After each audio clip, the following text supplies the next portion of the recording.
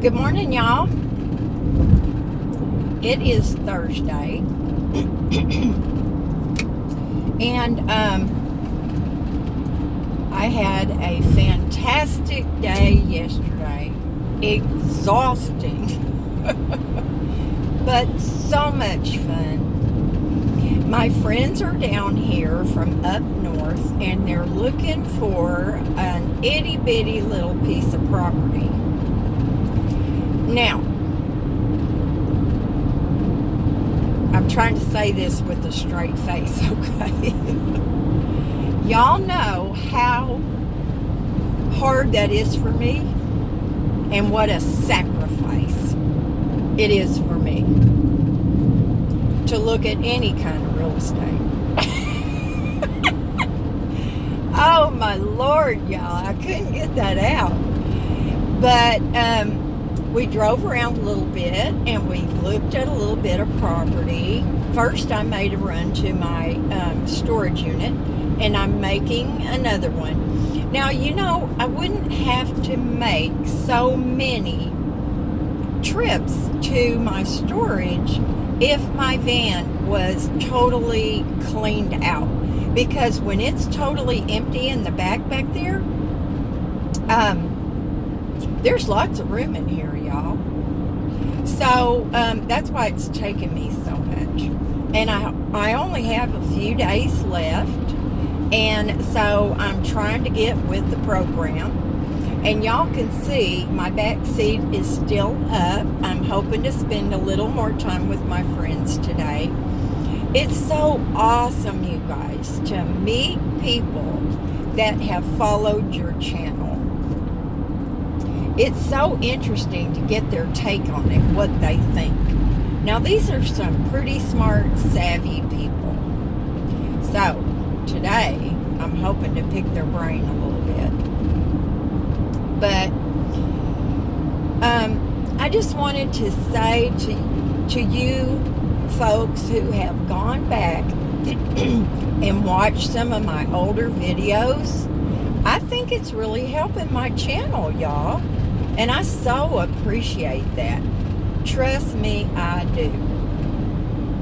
So, I'm really going to try to find an RV park or two, like I told you, on the way up to Washington that will allow me to stay there. I've got to shop for a little pup tent. I know that's cheating, y'all, but I feel like it's something I have to do to be accepted, which I think is a darn shame. I really do. If they can look in your rig and see a bed and a potty, that should be sufficient, don't you think? I mean, think about it. If you had an RV park and you had plenty of spaces that were open, and you could get the same price for a little minivan as you could for a truck and a travel trailer, or Class A, or a camper van. I mean, do the math. Now, I've gone through a little mobile home park or two that are on the lower side, or the not as nice. And they have several open spaces. Now, if I owned the park, I would more than welcome somebody to come in and pay me money.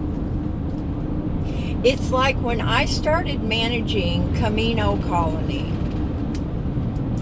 we had, let's see, it was like 82% occupied, 82, 84, because back then they had overbuilt and there weren't enough people to fill up all the apartments that contractors had built, investors. So, companies tended to leave their vacants vacant until they could get the higher amount of rent.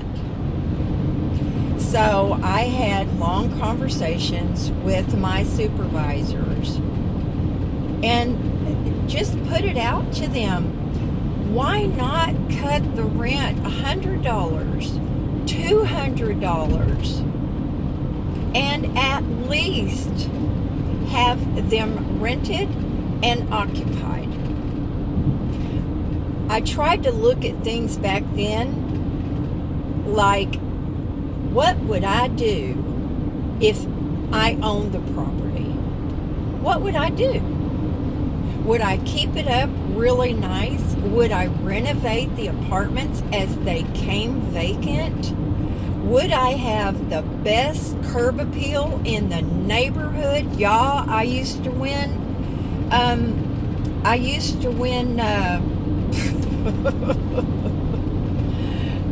I used to win a candy bar awards. That's the word I'm looking for. I used to win awards for my everything on my property. And I was very proud of that. In fact, my supervisors used to say in meetings, and other supervisors, if you want to see the best property, go see Deb's property. Go see Camino Colony. I hated it when they did that because then the managers did not like me. Now, y'all, I never viewed life as a competition.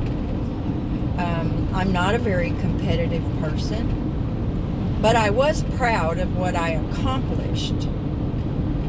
And, but, you know, you don't really like to make enemies. And I can tell you that there are cliques in property management. Oh, yeah. There are managers who, like when we would go to a regional meeting and there would be a ton, there could be 50 managers there, depending on the size of the company. And everybody always sat together. The friends of neighboring properties usually liked each other, and they sat together at these meetings. Now, I was working for a company that was owned. The property was owned by the company, and they were a huge company, and they still are. It's Con-Am Property Management. And so a lot of their properties were not only down in San Diego, but out of state. So I was in an outlying area. Oceanside, they might have had, I don't know if there was 2 of us or not. So I was out there kind of by myself. So I didn't have that little clique, okay? And I'm so mouthy, as y'all well know, that in these meetings, I always spoke up. A lot of managers just wouldn't say anything. You know, a subject would come up and the regionals would be talking about it. I might not agree with what they were saying. And so I just opened my mouth. Then when we had breaks and all the managers were getting bagels and all this kind of stuff, coffee, tea, water, whatever, they would say, you know, I agree with you. I agree with you. And I'm like, why am I the only person with a big mouth? Why don't y'all say anything about this stuff? Nobody has my back. But it is the way I was, and it is the way I still am. And I'm not always politically correct. I put my foot in my mouth, and y'all know for sure I have said things that I wished I had. And I've made judgments that I wish I had not. But I am human. The only saving grace is that when I know I'm really wrong, I don't have a hard time admitting that. And Mary Jo tries to keep me on the straight and narrow. And trust me, that is a full-time job. For instance, we were talking the other day about a mutual friend, and actually, she became my friend because she's Mary Jo's friend. So she's my friend by association. Now, she has moved to Alabama, but what we were talking about is that she is a, dang it. You know, I used to have a really good vocabulary and a pretty good memory. She's a neutral. She's a neutral person. People enjoy talking to her because she's neutral. She's not judgmental. She listens more than she talks. So she's the complete opposite of me. And Mary Jo, she's a neutral person. People seek her out because they enjoy talking to a neutral person. Now, people a lot of times do ask me for my opinion, and they do ask me for advice. Crazy people, I admit. I'm sorry, y'all, that have asked me stuff like that. But the one thing people that do ask me stuff like that know is I don't pull any punches. If you ask me, I'm going to tell you. If we're shopping and you try on a dress and it makes your hiney look big, I'm going to have to tell you. But I want people to tell me that too. Ladies, have you ever had a girlfriend that would purposely steer you wrong to make themselves look better? I've had a few friends like that, and they're kind of the reason why I have always had more men friends than lady friends. I had some that lied to me. I had some that would tell me I look great when I really look like crap. I had some that tried to steal my boyfriends.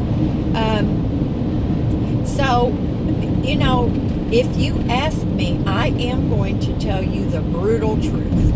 I try to do it in a nice way, but, you know, the truth is the truth, y'all, and it's not always pretty.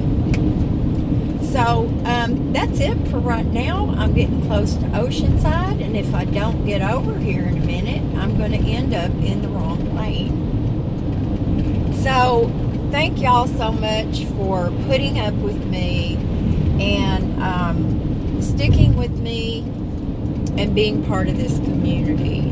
I still say I've got the best community on YouTube. We may not be the youngest, but we're the best. So do something fun today, and I'll talk to y'all later. Bye now.